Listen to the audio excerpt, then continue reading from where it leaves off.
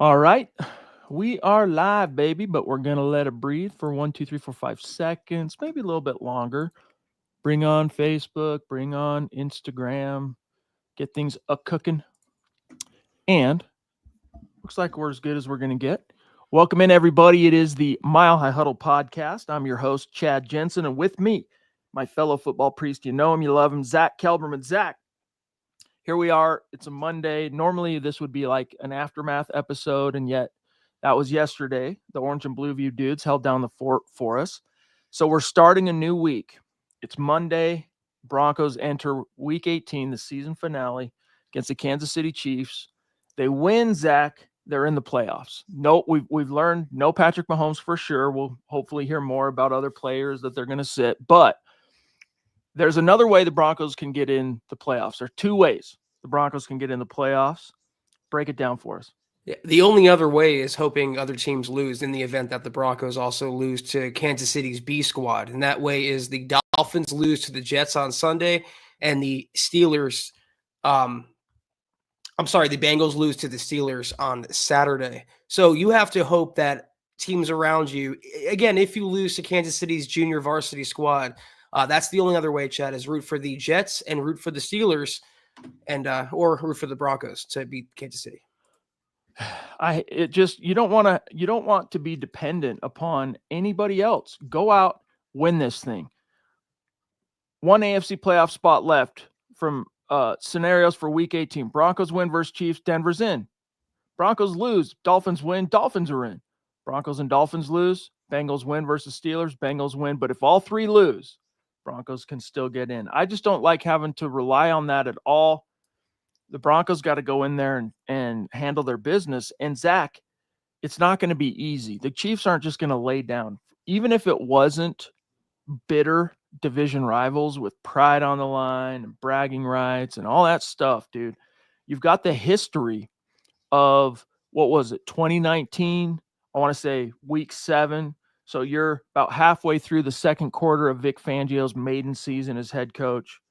And the football gods seemingly smile upon the Broncos. Zach, Patrick Mahomes goes down, scary injury. Matt Moore comes in, decimates the Broncos 30-6. That's the cautionary tale. We'll call it that.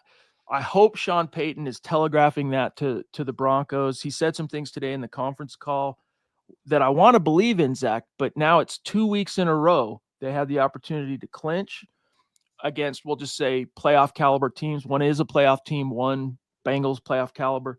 They didn't. So fingers crossed. I'm still sending the positive vibes. I'm going to expect a win.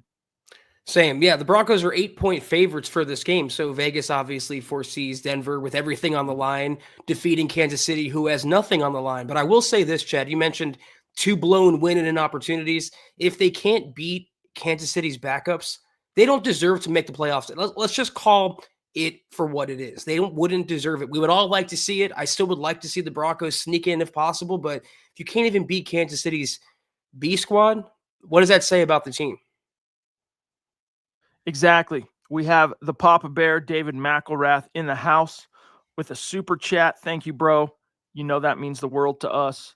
He says, good evening, Broncos country. Hashtag 10 and 7. Let's go, Bo. SEAL Team Knicks. MHH for life. Buckham times 3. And Denver Broncos for life. Thank you, David. The support means the world to us. You know that. And once again, look, I don't know if you're actually wearing your Buckham t-shirt in this very moment, but your YouTube profile pic says we're twinners. Thank you, David, as always, brother. I'll let you be. You're Arnold. I'm Danny DeVito. Okay, we'll roll with that dynamic for now. Zach, I wanted to also talk to you about a few things. And by the way, guys, as far as news goes, there's a few things to get into relative to Sean Payton's presser today. We already talked about, or at least mentioned, that there's no Mahomes for sure. And a few things I want to get into again, but any burning questions, topics, we want to hear from you guys today. This is your platform. Let's help you exercise some demons like Sam Bam here. Thank you, bro. Very generous super chat. He says, hi, guys. Tough loss this Saturday. Hope they can beat the Chiefs, second and third string, and get into the playoffs for the first time since Super Bowl 50. Go Broncos. P.S. I won my fantasy league with big help from Burrow. I bet that was bittersweet. Yeah, I mean, Burrow played a great game, and T. Higgins torched Riley Moss, and we all know how it turned out. But, Sam, I agree with you, despite what I just said about they don't deserve to get in. I want them to get in, and once they are in, anything can happen. So just have to root for a Kansas City loss on Sunday to your Denver Broncos at home, by the way. At home. Absolutely. And, you could look at the stats and go, oh, well, KC has won 18 of the last 19, and that's true. But, Zach, were it not for a fluke amongst flukes to end all flukes, the Broncos would be riding a 2-game win streak. I think they get back this week to balancing the scales with KC. They split again this year. They buy themselves a ticket to the dance, and then we let the chips fall because, hey, I don't want to count any chickens before they've hatched here, Zach, but you get to the tournament, you never know what can happen. I mean, the first Broncos World Championship, they had to go the distance from the wild card round. Now, I'm not saying that this is a world champion team, okay, pumping the brakes on that, but it just goes to show you, I mean, we could pull it up and look at it historically, at least like the last 25 years of the NFL, let's say. How many of the Super Bowl champions started as a wild card team? And it's actually a surprising number in the modern NFL. It used to be, Zach. I mean, home field advantage in the playoffs is still sacrosanct. All right. There's a reason. But you'd be surprised how much that has kind of shifted to where it almost, Zach, becomes more about momentum. And a good example that, and getting hot late in the season and then parlaying that as a team that makes it through the wild card into the playoffs and not resting. I mean, the going back to cautionary tales, you have the 2012 Broncos, number 1 seed, losing the divisional round after getting cold by taking a week off, a bye that they earned. Same thing in 2014. So there's pros and cons in a vacuum. Every team is going to want the home field advantage, even if it means taking a bye in the playoffs. But get to the dance, baby. You're right. And what I always harken back to is the 07 Giants, who started off so poorly that season. They got hot later in the year. They went on to defeat the undefeated Patriots in the Super Bowl. So anything can happen. And also, let's not forget, the Broncos should have beat Kansas City earlier this season, if not for that blocked chip shot field goal. So totally true. Patrick, what's going on, brother? On Facebook, he's saying, aloha, priest. I'm still proud of the improvement I've seen this year. And this is totally true. And why, even in the depths of the dark night of the soul, Zach, that was Broncos country on Saturday night, I wasn't MFing Sean Payton, and like a lot of people were, which I understand. I'm not casting judgment or not passing judgment.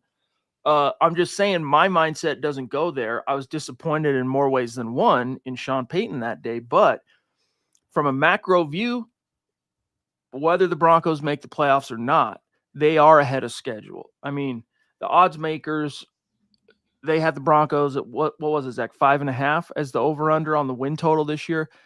Rookie quarterback, I mean, even if you still have misgivings or any doubts about Bo Nix, you got to at least admit that the dude has outkicked his coverage. He's exceeded expectations in year one, and that goes as a credit and a feather in the cap of Sean Payton and his offensive staff.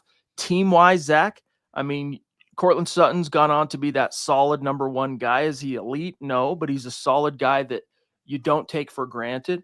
As the season has marched on, you've seen Marvin Mims turn on and become something. You've seen what's possible, or at least, potential in Devon Vele.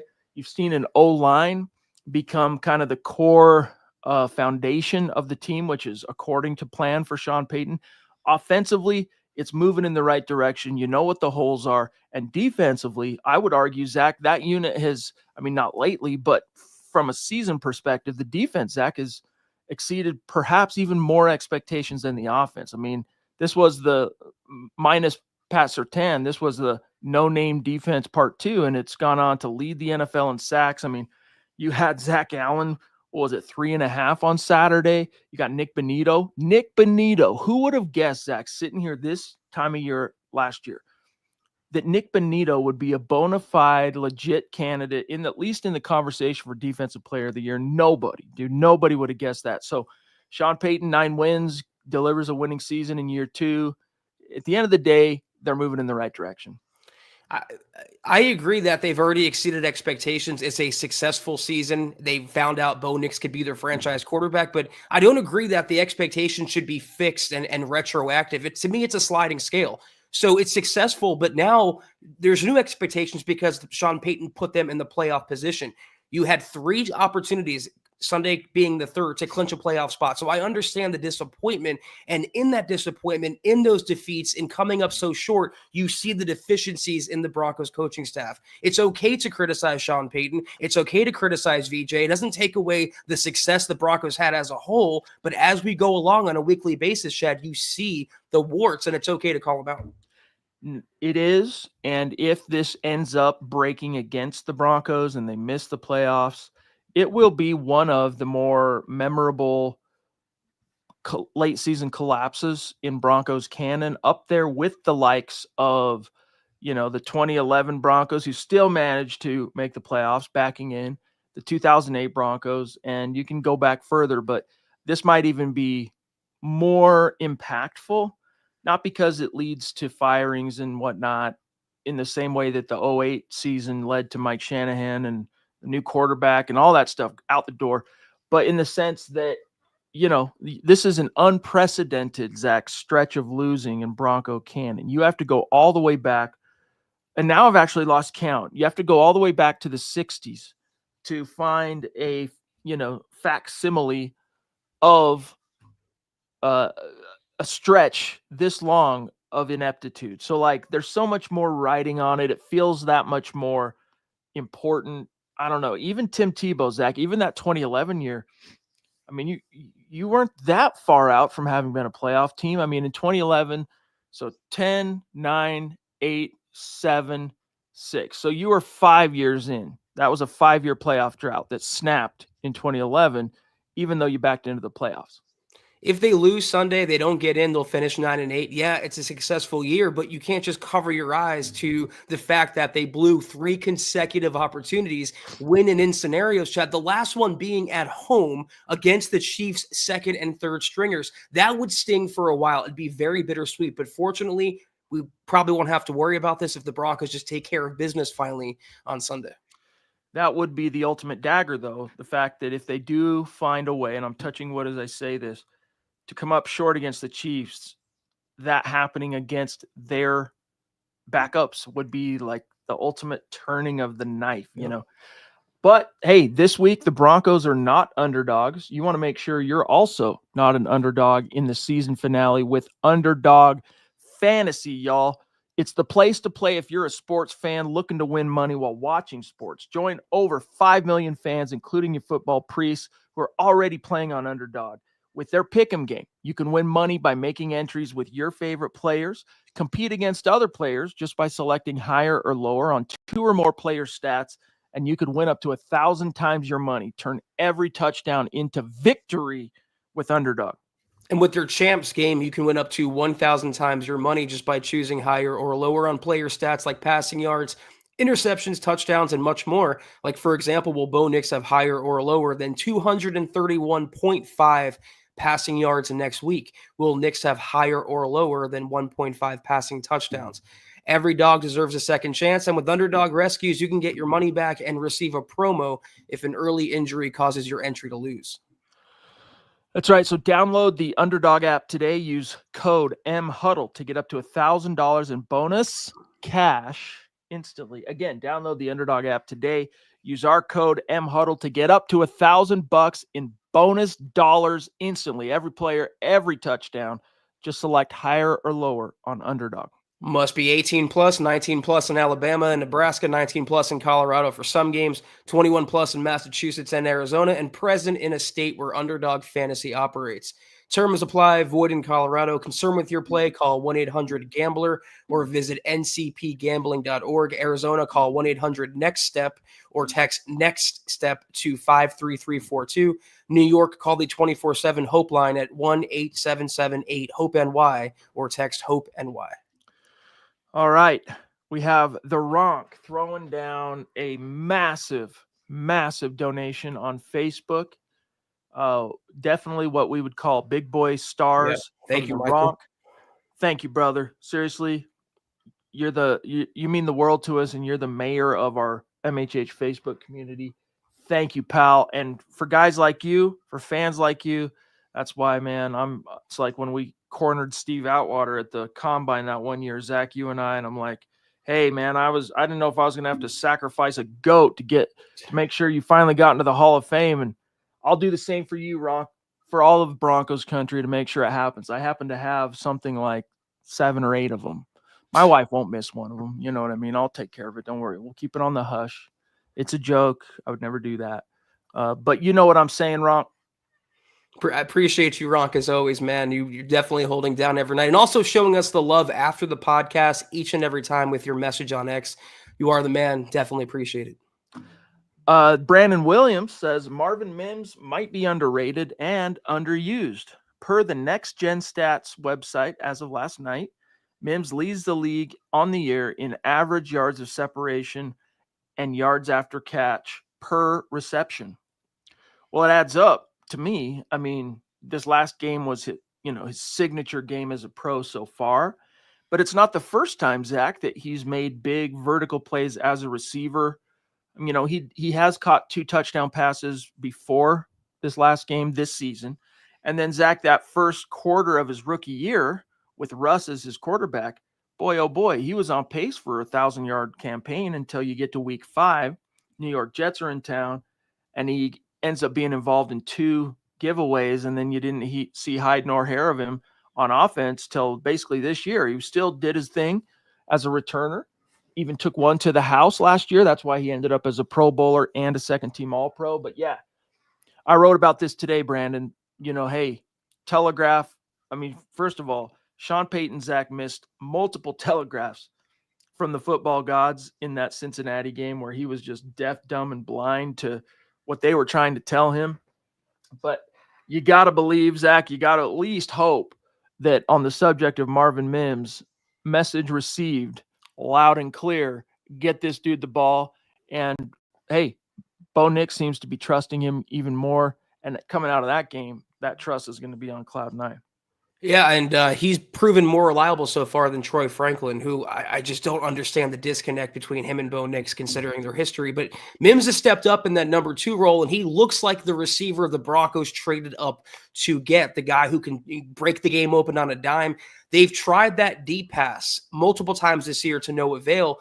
Bo has the arm strength to get it to him. Mims has a separation ability to get open. And when those things coalesce, Chad, it's a very beautiful sight. I hope he can keep it going.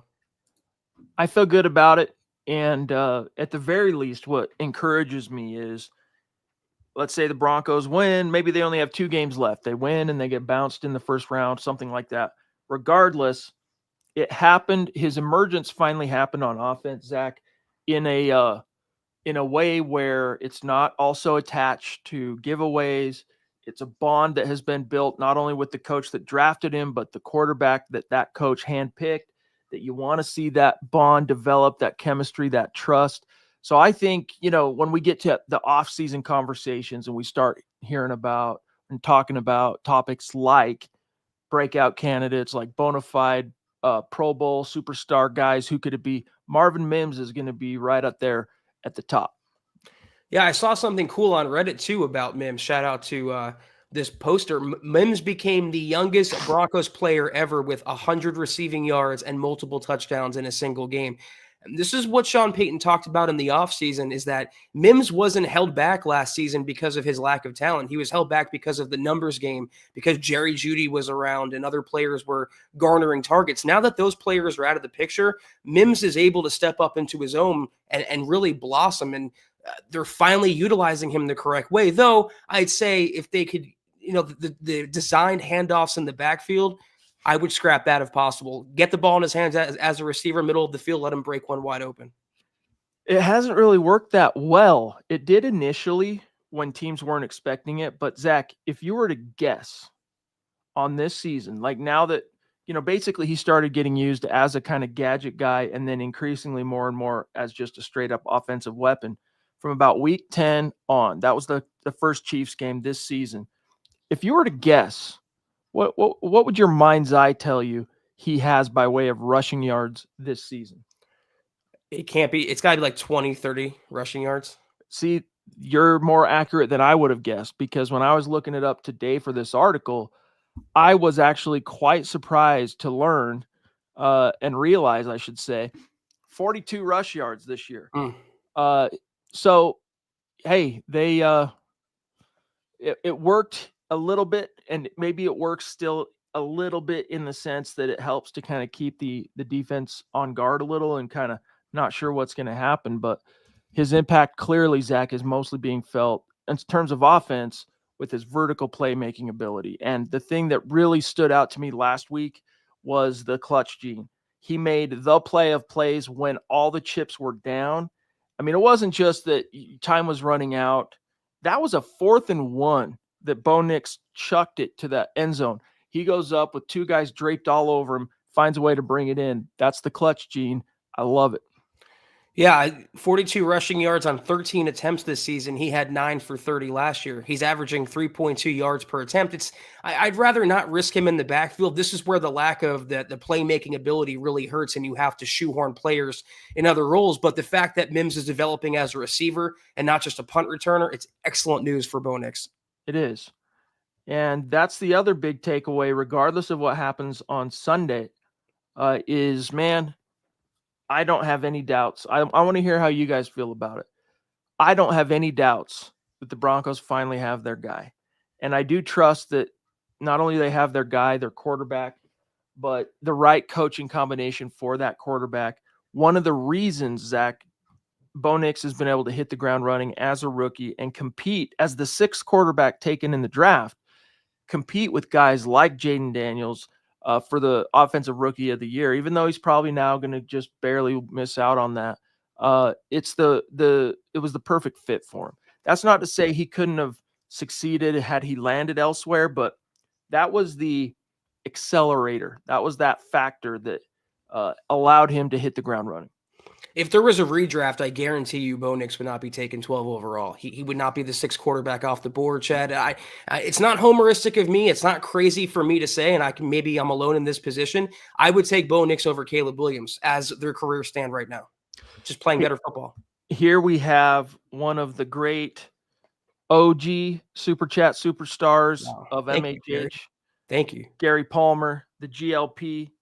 He first made a name for himself as a Facebook commenter and supporter, and then that kind of matriculated over to YouTube, and we've had opportunities to hang out with Gary at the meet and greets, and just a great dude and a core member of our community that has for years now helped us keep the lights on. So thank you, Gary. I hope you had a great Christmas and holiday season. Let's see, tomorrow is New Year's Eve. You get one more holiday this week, and then Zach, it's turning over to 2025. So, Gary, thank you, pal. He says, I love MHH. Hey, guys, left some comments in the chat, but not important. I want it all, but I'm happy. Go Broncos. Well, we'll keep an eye out and see what maybe some of those comments were. But what he's saying, Zach, is he wants his cake and eat it too. And that's maybe even an unfair way of putting it. He can live with a winning season, quote unquote, but he wants a playoff berth, baby. Give him those playoffs. If you're happy, we're happy, Gary. Thank you so much for your generosity. I want to echo what Chad said. Hope you had a Merry Christmas and you have a Happy New Year coming up this week. We'll see what happens when not if the Broncos get in. I'm manifesting for you and for Broncos country, Gary. We'll see what happens when they get in the tournament. It's already a successful season, but let's see if they can continue adding to it. So, yeah, this is what he's saying. He's saying, whichever way that last game goes, I see this as the best season we've had since 15 and looking forward to more. Go Broncos. Yeah, because you can point to 2016 Gary Kubiak's swan song before he resigned as the only other possible competitor for the best post-Super Bowl 50 season. And there's a few things about that team that was superior, including the defense overall, but you lacked that quarterback clarity, and you kind of knew something was happening. We were all very disappointed, Zach, when Gary Kubiak resigned. I think most of us were surprised, but we had heard through the rumor mill through the season that some things were a little disjointed in the communication between Elway and Kubiak in how Kubiak almost stiff-arming Lynch seeing the field when there was multiple opportunities for him to see the field more than he did his rookie year. And then we come to find out he wasn't on board with the pick. John Elway was twisting his arm. He resented that. Okay. He resigned. And of course, Zach blamed it on his health. And I'm sure there were some health factors, but when he went right back to work and then even back into coaching not too long after, I kind of felt I was a little miffed about that. I can't remember. 2016 is a long time ago. I don't think the offense, though, with Trevor Siemian was nearly as consistent as it's been with Bo Nix or explosive. They lived off the defense that year, Chad, and at least this season they have a healthy measure for the most part of both. Yeah, he had one. I'll say this, then I'll grab Charlie. Siemian had one kind of whoa game, like, whoa, maybe we got this wrong about Lynch. I mean, Lynch is here whether we like it or not. But this 7th-round pick, who was a healthy scratch all of last year, got himself a ring. Maybe he's a thing. And that was that Cincinnati game where he threw like 4 touchdowns. And then on the other side of the ball, you had Shane Ray going off and all that. Man, that seems like ancient history. Oh, wait. It's almost about 2025. Turns out that was ancient history. Charlie Young, what up, dude? Says the will route works because he's also used as a runner. Got to keep him honest and give him some runs. Yeah, you use it more, the runs more as like the camouflage, But I think he's proving and earning, by the way, more bites at the apple as a receiver. My rebuke to that is like, if you had a Bijan Robinson or a Saquon Barkley, would you still be lining up Mims in the backfield? Probably not. You're doing it because you're low on a true superstar back there, so you're trying to be the sum of your parts. And I understand it, but you can still line him up in the backfield. Doesn't mean you have to actually hand him the ball off. And you can hand the ball off a couple times a game, but they were doing it 4 or 5 times a few weeks ago. And I don't want to risk Mims' health as a running back when his main job is a receiver. By the way, you mentioned Saquon, who crossed the 2,000K rushing barrier. So he's officially in the 2K club, and he did it, Zach, in 17. Yeah. Which is cool. Or pardon me, 16, which is cool. They'll get their 17th game. But do you think that's the MVP? No, running backs don't win it. The MVP is going to be Lamar or Josh Allen. Saquon's had it. I counted him out. I thought he was going to go there and just be kind of mid, but he's looked spectacular in Philly, man. He really has. I mean, he's got all that rushing yardage. A surprising, 13 rushing touchdowns is not nothing, but compared to some of the other 2,000-yard seasons, I'd like to see. I'd like to research that just for fun, where the touchdown production ranks relative to the 2,000 club, 13. But then he throws in, Zach, another 278 yards receiving and 2 more scores. I mean, I didn't think his career was over, but I didn't expect that level of a resurgence for Saquon.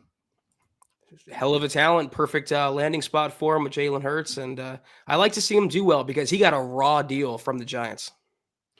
That he did. Patrick says, Paxton Lynch ruined Elway's last 5 years as a GM.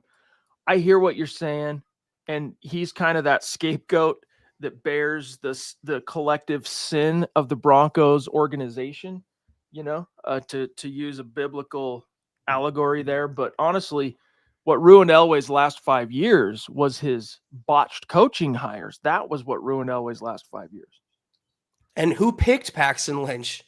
John Elway, because he was enamored about the fact that he was tall. That was his selling point on Paxton Lynch. He was tall, and Elway said that himself. So Elway did himself in over those last 5 years with his quarterback selections, and like Chad said, more importantly, the coaching botches. Rodney wants to know, how much money will we have in 2025? So let's see, Denver Broncos. We'll go to over the cap. Let's see if we can tweak this to project 2025. Let me do it this way. Let me go. Denver Broncos. No. Cap space. That's how you find it here. Yeah. Go away. Add. Stand by, guys. 2025. Okay. Broncos 1, 2, 3, 4, 5, 6, 7, 8, 9, 10, 11, 12, 13. So they have the 13th most cap space projected in 2025, currently at $57 million. And that includes the 30 some odd million that they're eating on Russ. So Yeah, a decent chunk of change, 57 million, Zach. That's enough to go out there and fill some holes before you even get to the draft, the way you're supposed to do it with free agency. Yeah, you can splurge on whoever you want. I don't know if they're going to make a play for someone like T. Higgins, but there's receiving options out there. More importantly, the money, the allocation of their finances has to be toward getting Bo Nix a better supporting cast. They can also use the draft, but if they want someone, they don't have to be frugal and settle for the wave, the second wave guys. They can go out there and be aggressive. Yeah, agreed. And it's just going to be interesting to see what Sean Payton and George Payton can do together with a few bucks. That'll be fun to see. And hashtag build that nest, baby.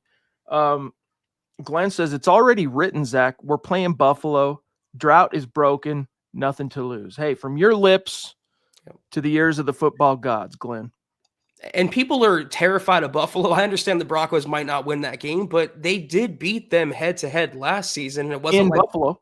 Yeah, it wasn't like Josh Allen wasn't playing. You had Russell Wilson in that game. Admittedly, he played well, but they're not infallible. No team is. Anything can happen once you get into the tournament. By the way, Mr. Producer, just for craps and gigs, and yes, Pearl, love you. Whatever happens, she says, I'm thrilled with the Broncos this year. Amen to that, sister. On the topic of the 2K club rushers and Saquon's 13 touchdowns kind of ranking in the grand scheme, Eric Dickerson had 14. Adrian Peterson had 12. Jamal Lewis had 14. Barry Sanders had 11. Travis Henry, 17. Terrell Davis, 21. Chris Johnson, 14. Saquon, 13. OJ, 12. But OJ's 12 came in 14 games for what it's worth. So he's up there, baby. He's up there. That 13's nothing to shake a stick at, Zach. That's a legitimate, for the 2K club, he's right on a par with everyone else. If in a just world, maybe he'd be an MVP consideration, but when you have three quarterbacks, including Joe Burrow, playing just tremendous football, it's going to be tough for him. If he doesn't get it, he will certainly be the offensive player of the year. But that, to me, when it's a 2,000-yard season, it's kind of a slap in the face. Like, look, we know it's going to be a quarterback, let's say, Zach, 7 to 8 years out of 10. When you truly have a non-quarterback do something beyond the spectacular, give him the MVP. I would say he deserves it. And, the Eagles, they're a relevant team, right? Like, the Eagles lead the NFC East. They've clinched it. They're 13-3. All the parameters are there. Like, MVP, you want to give it to Lamar again. You want to give it to the guy who's probably going to go into the playoffs and get bounced in the divisional round. Burrow, good chance, Zach, his team's not making the playoffs. Who was the other option? Goff? Josh Allen. Or Josh Allen, that's right. Josh Allen, now, he's interesting as a candidate, okay? But I don't think what he's done this year is more impactful in a historical sense than what Saquon did. Like, and I could not care less about the Eagles. I'm just being objective here. I can't speak for him, but I think he only went to one playoff game or won one playoff game during his time with the Giants. I think he's just happy to be back and being on a contending team. And at least offensive player of the year would be a little bit of a consolation prize. Yeah. So Giants, just for craps and giggles, again, guys, we've kind of blown through all the news aspects. So any burning Broncos questions, get them in the chat. But 2022, you're right. That was the only playoff berth he participated in New York. They beat the Vikings in the wild card, got bounced by the Eagles in the divisional. So for what that's worth. Okay, let me take a look here. Let me see if on Instagram, let's grab Estrella Jr. Love my guys. Happy New Year's, MHH family. All the Broncos losses have one person to blame, Sean Payton. And then he says, Bo's a rough rider who isn't afraid. We need Bounty Payton back. Yeah. Well, that's the thing, Zach, that good points here, my friend. Thank you for the love. Right back at you. That's the thing, speaking for myself, Zach, that was so disappointing about his decision to kick the extra point was we're talking about Mr. Cashews himself that comes out in the Super Bowl to kick off the third quarter with an onside. Like, he has shown a tremendous amount of risk hubris, whatever you want to call it, roll the dice. Like, he's never seen to be that coach who's if before Saturday, for example, if in passing, if someone would have just said, hey, who's the more quote unquote aggressive coach in your mind, Mike Shanahan or Sean Payton? I probably would have said Sean Payton with the weight of that Super Bowl thing that happened. But now looking back on it, I'd still probably give it to him because I don't recall Mike Shanahan making that ballsy of a decision in the stakes that Sean Payton made his. But I still think of that 2008 game, Broncos Chargers, and Mike doing this after they tied the game without even second guessing it. Like, boom. And then what did they do? They ran the exact same play, converted, sent Rivers home crying. It was glorious. But Sean Payton, man, reach back down, make sure they're still there. Okay, once you're sure of the knowledge, let's go get the Chiefs. Yeah, I don't have the quote right in front of me, Chad, but he basically admitted, Sean Payton did today, that he second-guessed the decision, and he probably has some regret, as he should. I know it's hindsight, but you have to ride the momentum and trust in your quarterback. You just pulled off a miracle. The odds of you getting another one, which the Broncos did in the end, but still coming out with the victory, are slim. But here's what he said on, hey, have you ruminated on your 2-point decision there in the jungle? Quote, oh, certainly. You go through it all the time relative to what the call would have been. Based on the outcome, you always second guess. You always do that as a head coach. I know I kind of felt I trusted my gut at the moment, but yes, I think it's normal to do that, close quote. So, I don't think it was Zach, him trusting his gut, because his gut told him go for 2. That's the first thing that they were going to do. And then when you come out of the review of the touchdown, now they're kicking it. He didn't trust his gut. Someone got in his ear and reminded him, hey, coach, a tie is just as valuable playoff-wise as a win. But where was the analysis of, by the way, we haven't been able to stop Joe Burrow tonight, at all? Where did that get missed in the calculations? And I get it, Zach. This is these are synapses that are firing in real time, and it's pressure, and it's big moments, and it's the clutch, and all the chips are down. But again, that's where traditionally he has separated and shined as a head coach. So it was really disappointing to see him not just push that envelope. And after the game, he was like, it was the right decision. He didn't even wait for the questions. It was part of his opening statement. Let me just get to this. No, I don't regret not going for 2. It was the right decision, blah, blah, blah. But it felt like coach speak then, and no different 2 days later. I tweeted something immediately after the game, and I caught some backlash for it. I said, it's time to talk and have a conversation about the Broncos coaching.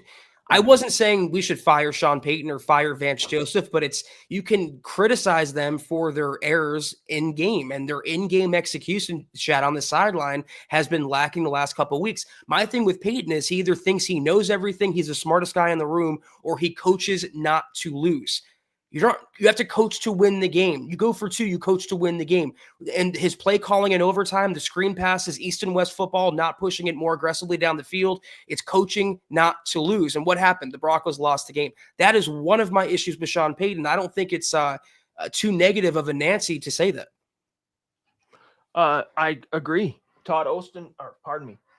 Ostendorf, Broncos can win, but the defense has had some struggles lately and can't underestimate Wentz. I don't remember if it was the last time. I can't say for sure it was the last time the Broncos faced Wentz, but I can remember, what was that, 17, the year the Eagles went all the way, Philly special and all that. The Brock Osweiler Broncos, you remember this, Zach, went into Philly and just got curb stomped by Carson Wentz. That was when he was in MVP form. I still remember that quite clearly. Brock Osweiler's ignominious return to Denver, all that stuff. With good coaching, he could be can be dangerous. And with how loosey-goosey, Zach, this defense has been. I mean, Sean Payton did say one thing today on that front that made me feel a little bit better when he was asked about the Broncos' passing defense.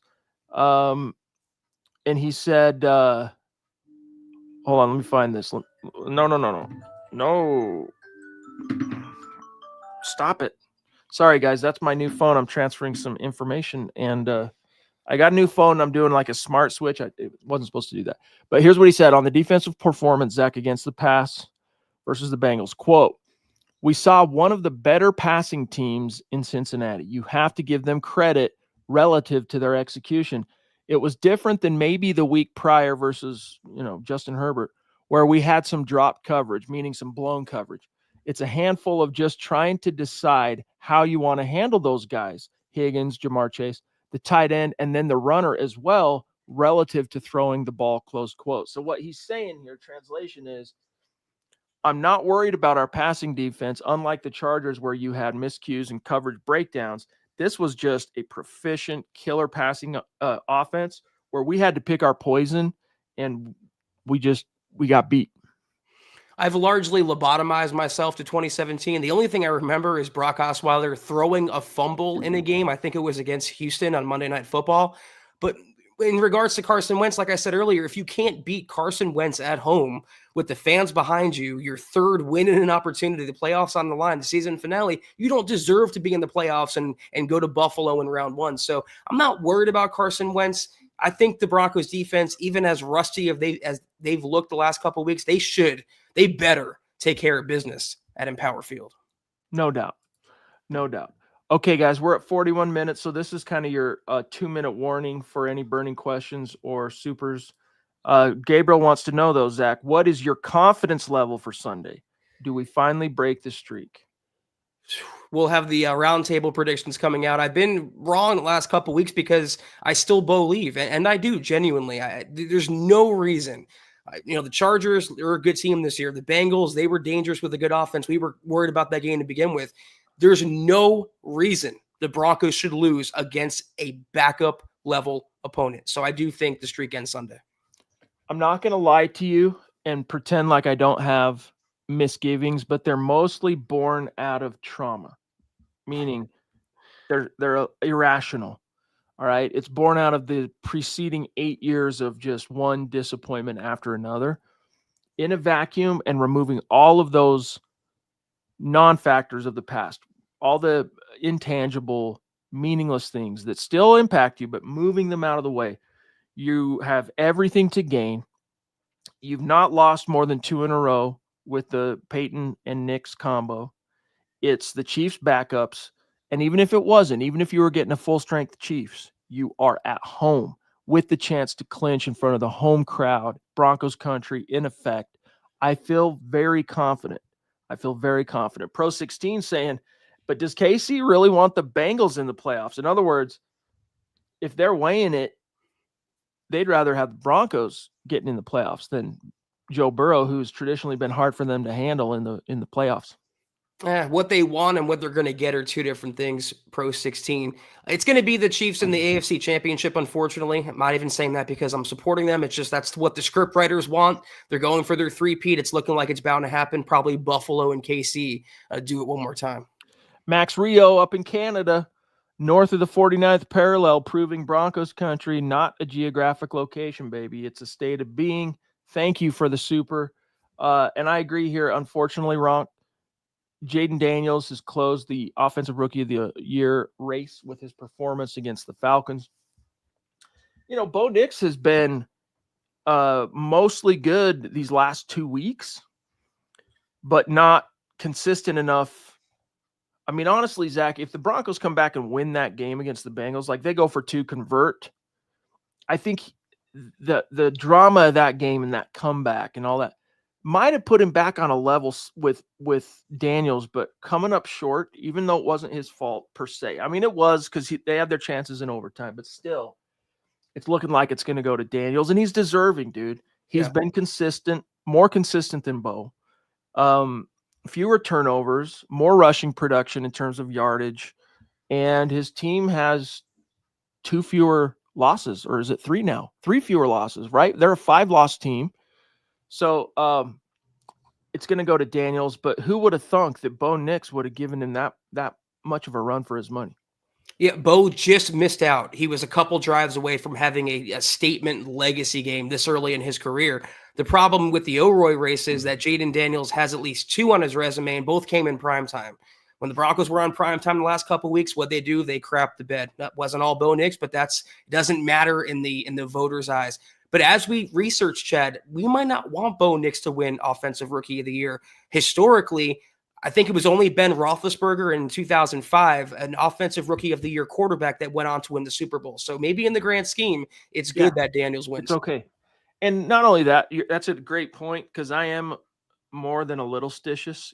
I think there's some validity to that. But, similar to like the plight, Zach, of the undrafted, they have to be twice as good to get the love. They have to be twice as good to capture the attention of the coaches and make a roster and all that stuff. Same thing applies here. Is there's so much perception is reality. That's just human. And the perception was reigning Heisman winner, number 2 overall pick. The voters and just media, they're looking for any and every reason to confirm their bias by giving it to Jaden Daniels. And in his case, in a vacuum, taking the orange blinders out of the equation, he is, with 1 game left to go, a little bit more deserving than Bo Nix, I would say. George Fox, thank you, bro. Look, guys, win or not, we have to see this as a great season. Broncos for life, MHH for life. Happy New Year, all of Broncos country. Hey, Happy New Year to you as well, my friend. And I see it win or not, I see this as a good season. Good in that we took a step forward. Sean Payton year 1, Zach, he wins 8 games, improving by 3 wins over the previous. This time he wins 9, gives you a winning season. Like, it's progress. It's steps forward. Questions answered at quarterback. There's a lot of different things we can point to. I wouldn't quite say it's a great season, but that's me splitting hairs with you, George. That's what I was going to say. I would say it's a good season if they finish 9-8 and they miss the playoffs. Winning record for the first time since 2016. That's a good season. But you go on to the playoffs and you maybe upset Buffalo. You take down the perceived number 1 contender to the Chiefs' throne. That would qualify as a great season. So we'll see what happens when, not if, the Broncos get in. Rob Turner says, Broncos ain't going to a Super Bowl this year. Nah, let Bo try for Offensive Rookie of the Year. That ship sailed. Bo could come out and throw 5 and 350. He's probably already lost it to Jaden Daniels. And, I mean, for craps and giggles, let me pull up Jaden real fast, okay? Jaden Daniels, his season, okay, to put it in perspective. All right, Jaden Daniels, this season, he has 3,500 passing yards, 25 passing touchdowns to 9 interceptions. Throw on top of that, as a rusher, an additional, where'd it go? There we go. An additional 864 yards and 6 touchdowns. So that's 31 total touchdowns for Jaden Daniels. And it's worth noting that his team is 11-5. Okay. Then you go to Bo Nix. Bo has 3,400 yards, 25 passing touchdowns to 4 rushing scores and a receiving score. So he's now behind Daniels. That was one of his little like feathers in his cap, Zach, is he had more touch. First of all, from about mid-November on, he had more passing touchdowns than any rookie quarterback. Then when you added up his rushing and then that receiving score, he had more total touchdowns from scrimmage than any rookie. Jaden Daniels has that. So he hasn't beat in every metric up to this point.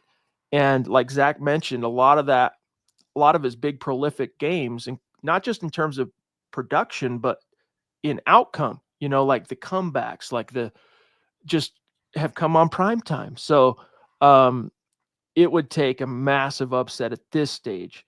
And that really shifted, Zach, 2 weeks ago. That shifted about the Los Angeles game when Bo threw a couple of picks? No, that might have been his clean game. It was that shifted really the Indy game is when it started shifting. Week 15 and on is when Daniels really like fully pulled away.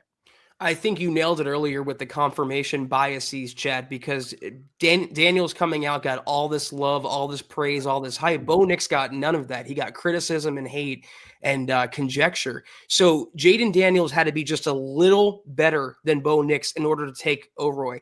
Bo Nix would have had to have been a lot better than Jaden Daniels to be in the conversation. It's just how it goes. But one thing we can agree on is that both teams got maybe the 2 best quarterbacks in this draft class. And as Scott brings up yesterday, Daniels broke the all-time rookie rushing record for a quarterback. He now has 864. So he passed the record previously set by Robert Griffin III. So, yeah, I mean, he's a stud. That's just the way the cookies are crumbling. And as Scott points out, he's just been more consistent. He had an incredible start to his season, a modest kind of like, back down to earth, 2-3 weeks, and then boom, boom, boom, boom, boom. Whereas Bo Nix started in a hole. He didn't really start finding his footing till October, won the Rookie of the Month. That was great. Kept it going in November. Should have gotten Rookie of November as well, by the way. Totally robbed on that. But meanwhile, he's just been more consistent, unfortunately. Scott says he was something like 83% passing with the Commanders' 3-1 start. So yeah, that's just the way it's going to go. And as Zach mentioned earlier, from a superstition perspective, that's not necessarily the worst thing. At least Bo Nix forced his way into that conversation, and the implications of that relative to the Broncos' future and all that, very positive. Yeah, I'll let Washington worry about Jaden Daniels, and we'll worry about Bo Nix. I do kind of agree with this, Rob. I tweeted about this watching him yesterday against the Falcons, that Daniels will end up like RG3. A great season for a rookie, but career-wise, I don't think he'll play 10 years. Where these two, I think, are different is RG3 had a ridiculous, unrealistic, invalid hubris. Okay, between the years, he was just immature. There was a lot there I didn't like. I don't think Daniels is that. I mean, the way he basically ran Shanahan out of Washington and all that stuff, RG3 can pound sand as far as I'm concerned. Where I draw the parallels is dual threat quarterbacks and RG3 being really injury prone. Daniels' frame, you look at him out there and he's twitchy, he's explosive, he's smart, he's efficient, all those things as a passer, you're going, wow. But Zach, the amount of running he does with his frame in the league, it's only a matter of time before he gets snapped like a twig, and then it's over, in terms of probabilities. Yeah, I hope that doesn't happen. And who knows how RG3's career would have went if he didn't get hurt with that really bad, what was it, a knee injury, whatever. But Jaden Daniels, I feel like, is a better passer than RG3 was. They are both great runners, but if he's just refined more as a passer, and I hope he finds success. That's a franchise that's been cursed for so long, Chad. And in a way, I'm kind of happy for them. Ernie, Big Ern saying, go Broncos country only. Bo Nix for 6 this Sunday. Broncos go 10-7. I agree. And I'll actually spoil my roundtable prediction right now. I predicted, Zach, that they would find a way to lose that Cincy game. And guys, by the way, when it comes to my predictions, I'm not so hot. If you want to go based purely on like record, Scott's still leading, right? Aren't you still leading the roundtable? But I predicted that they'd lose that Cincy game. I'm going to predict they win this game. And I won't lie to you, there's some wishful thinking there. But I'm trying to remove it and set it to the side. And as I mentioned earlier, there are multiple factors here, including the odds makers, okay, pointing in Denver's direction. So I'm with you. Broncos go 10-7, make the playoffs, snap the streak. Let's go. I agree with both of you. I think we'll finally we'll get in Sunday, and it'll finally be behind us, Chad. And from the Ronk here, thank you, pal. Great show tonight, Chad and Zach on the Mile High Huddle podcast. Go Bo Broncos. Right back at you. We got a few messages for you, and then we're going to dip on out. Don't leave quite yet. Tremendous episode, as always, of the Mile High Huddle podcast. If you're not doing so, please follow us on X at the MHH Pod. You can follow the main account on X at Mile High Huddle. Chad at Chad and Jensen, and myself at Kelberman NFL, and Scott, our producer, at Scout Kennedy. If you guys want some merch like we're rocking each and every single podcast, check out mhhmerch.com. Get you some. If you haven't done so yet, drop us a like at facebook.com/Mile High Huddle Pod. You can find us on Instagram at mile_high_huddle. If you're listening on Spotify or Apple Podcasts, make sure you're leaving your football priest a 5-star review for a chance to win some merch each and every single month. But if anything, y'all, please, please, please, very important note here that you subscribe, like, and share this video and every video you see on the MHH channel. It really helps us grow and reach more Broncos fans, just like you.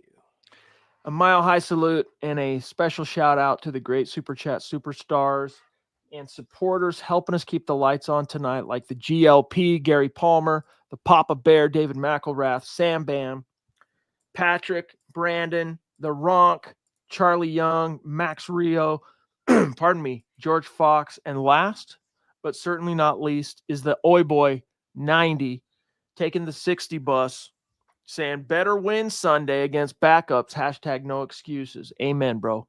And Zach and I, thank you, Josh. Appreciate the super. Zach and I were off until Thursday. So when we come back Thursday evening, we will do our last head-to-head of the 2024 / then 2025. I still don't view it that way. It's not like NBA or it's 2024 season. We'll do our last head-to-head of the regular season. Let's just, I guess, put it that way. And render our final predictions and keys for Broncos Chiefs. Have a very, very good and safe New Year's Eve tomorrow. Have a great New Year's Day. We will see you Thursday. Take care. And as always, go Broncos.